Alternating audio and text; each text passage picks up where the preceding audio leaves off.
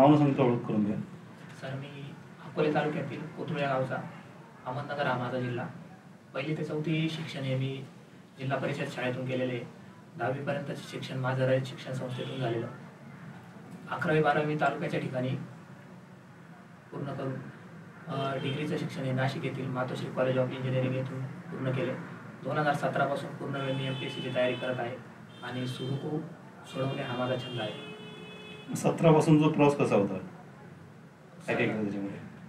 17 पासून सुरुवातीपासून मी MPSCच्या विविध एक्झामवर फोकस केला आणि त्यामुळे वेगवेगळ्या मेन्स देखील मी त्या काळात दिलेले आहे, परंतु थोडक्यात माझी यशापासून उतरवणी मिळाली. ओके, मग यावेळेला तुमचा कसा स्कोर आहे? यावेळेस माझा स्कोर सर रिटर्नमध्ये नाही सांगू नका, कसं आहे, चांगला आहे का? हो ठीक आहे, चांगला स्कोर.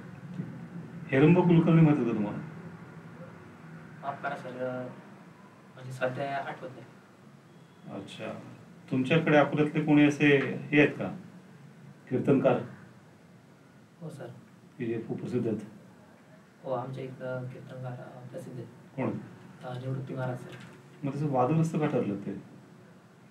सर त्यांनी मध्यंतरी एक विधान केलं होतं, जे महिला आयोगाला विसंगत आणि संस्कृतीला देखील विसंगत वाटलं, त्यावरून ते वादग्रस्त ठरले होते.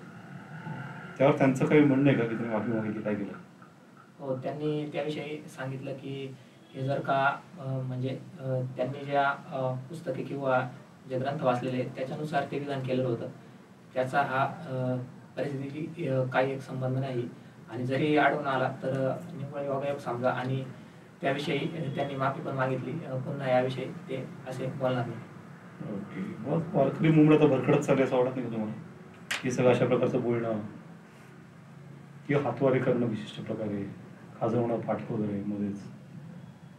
सर नक्कीच हे संस्कृतीला शोभणारे कृत्य नाही असे आपण म्हणू शकतो, परंतु त्याच्यावर नक्कीच थोडेफार रूल्स आणि रेग्युलेशन हे शासनातर्फे यायला हवे असं मला वाटतं. नाही, काय शासनातर्फे यायला पाहिजे? रूल्स किंवा रेग्युलेशन्स. शासनातर्फे रूल्स आणि रेग्युलेशन काहीतरी कीर्तनकारांचा नियम करायचं? माफ करा सर, म्हणजे स्वतः वारकरी संप्रदायातील व्यक्तींनी याविषयी स्वतःविषयीचे आत्मसंयमन किंवा आपण म्हणतो सेल्फ रेग्युलेशन स्वतः केलं पाहिजे.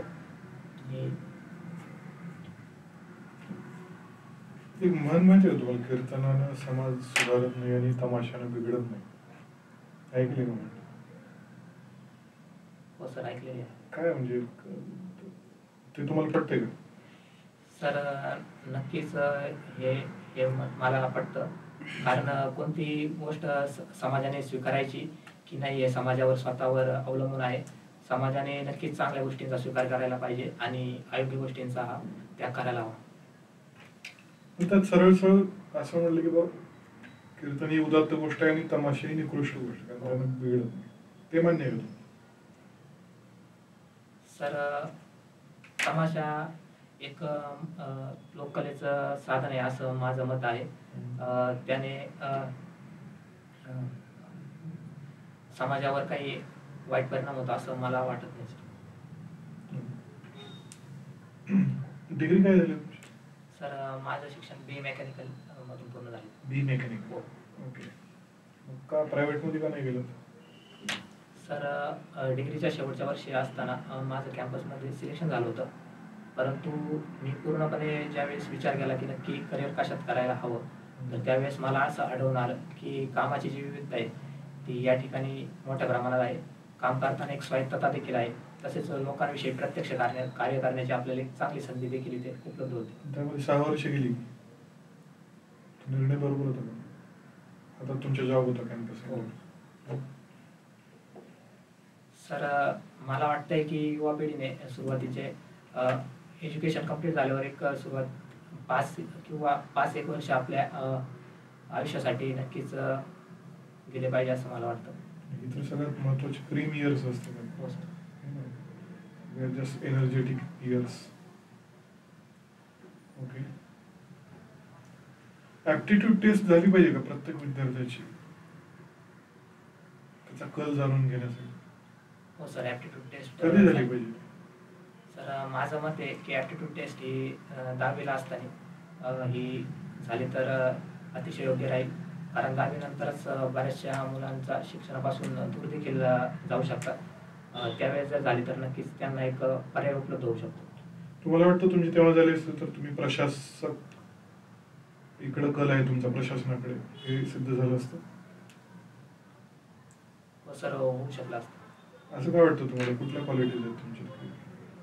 सर मी संवेदनशील निर्णय घेऊ शकतो. प्रत्येक गोष्टीकडे मी गोष्टीच्या दोन्ही बाजू पाहू शकतो आणि जिद्द आणि चिकाटी हा एक देखील माझ्याकडे गुणधर्म आहे. या गुणधर्माची प्रायव्हेटमध्ये फारशी गरज नाही. सर प्रायव्हेटमध्ये देखील या गोष्टींची गरज आहे, परंतु मला माझे वैयक्तिक असे गुणधर्म वाटले की नक्कीच याचा प्रशासनात मला वाटतं अधिक उपयोग मी करू शकतो. सुडोकूचे डायमेन्शन सांगा. सुडोकू सर 9x9चा एक बॉक्स असतो ज्यामध्ये आपल्या त्यापेक्षा जास्त किंवा कमी नसतो. सर त्याचे विविध प्रकार आहे, परंतु हा एक स्टँडर्ड प्रकार आपण म्हणू शकतो ज्यामध्ये सुरुवातीपासून 9x9चे सुडोकू हे जास्त प्रसिद्ध किंवा प्रचलित आहे. तुमचं पहिलं प्रोसेस कुठल्या सेवेमध्ये? सर उपजिल्हाधिकारी हा माझा. दुसरा? दुसरा DYSP सर. तिसरा BDO सर. विकास प्रशासन जास्त महत्वाचं की महसूल प्रशासन? सर विकास प्रशासन हे माझ्या मते जास्त महत्वाचं आहे. तुमचा पहिला प्रेफरन्स तर महसूल प्रशासनातला आहे.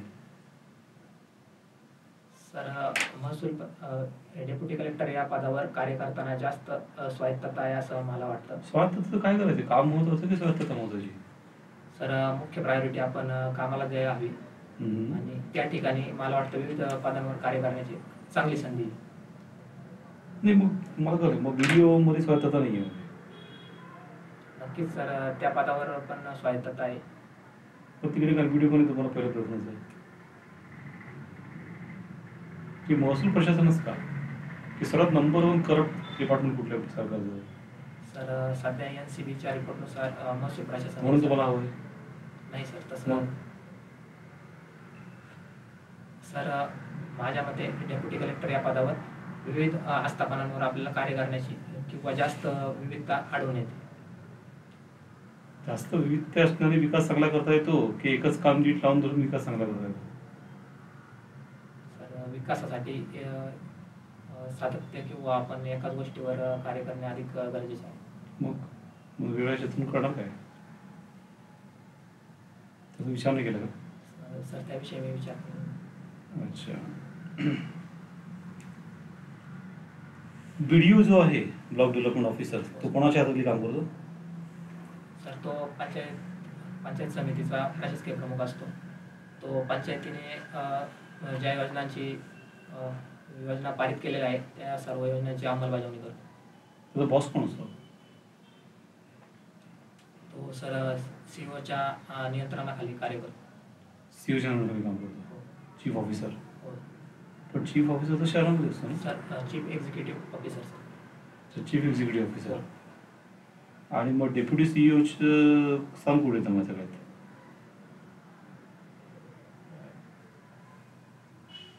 सर हा जिल्हा परिषदेवर कार्य करतो.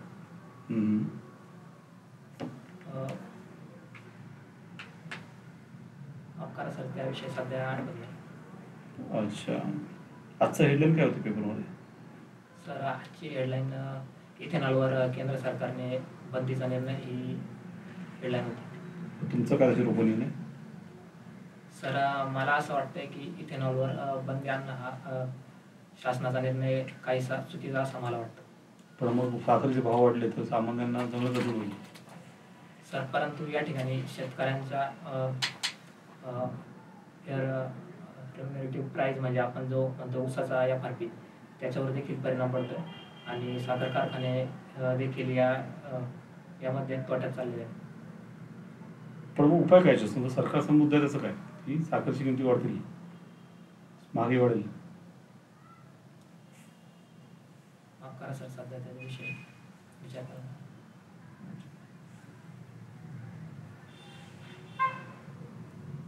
स्पेसिफिक ही टर्म ऐकली? सर स्पेसिफिक सर यामध्ये कोणत्याही पदार्थाची एज पूर्णपणे चेंज होती, पण टेम्परेचर कॉन्स्टंट असतं. ओके. आणि परफेक्ट गॅस म्हणजे काय असतं? परफेक्ट गॅस म्हणजे सर आयडियल गॅस म्हणता येऊ शकतो त्याला आपण. आयडियल गॅस म्हणजे त्याचे काय क्रायटेरिया काय त्याचे? माफ करा सर, सध्या क्रायटेरिया आठवत. अच्छा. मेकॅनिकल इंजिनिअरिंग आणि प्रोडक्शन इंजिनिअरिंग मध्ये काय फरक आहे? मेकॅनिकल इंजिनिअरिंग सर यंत्रांच्या डिझाईन किंवा आपण म्हणू शकतो की प्रामुख्याने ही डिझाईनशी संबंधित आहे, पण प्रोडक्शन इंजिनिअरिंगमध्ये आपण सर्व उत्पादनावर जास्त भर देतो. ओके. उत्पादनाच्या पद्धती, मॅन्युफॅक्चरिंग प्रोसेसेस कोणत्या कोणत्या? सर आपण कास्टिंग एक घेऊ शकतो, फोर्जिंग एक घेऊ शकतो, इतर अनेक प्रोसेस आहेत, सध्या मला आठवत नाही. एखाद्या एसपीएमचं उदाहरण सांगा. Special purpose machine. माफ करा सर, सध्या करत नाही. ओके.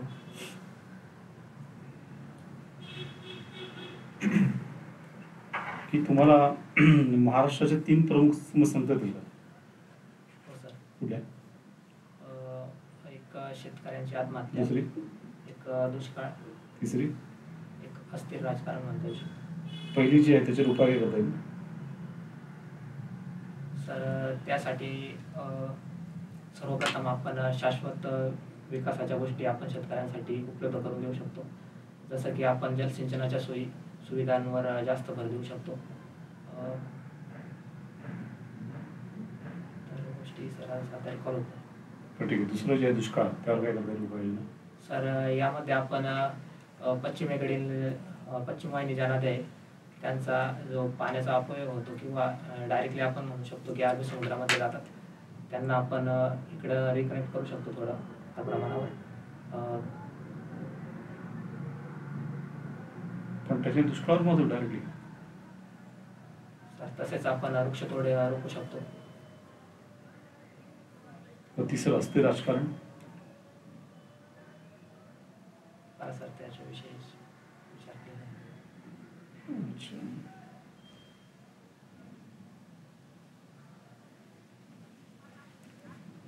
दुबईमध्ये कुठला ठराव पास झाला का?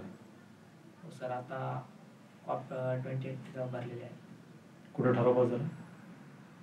सर आत्ता परिषद चालू आहे, त्यामुळे मला पूर्णपणे त्याविषयी कल्पना नाही. ठीक.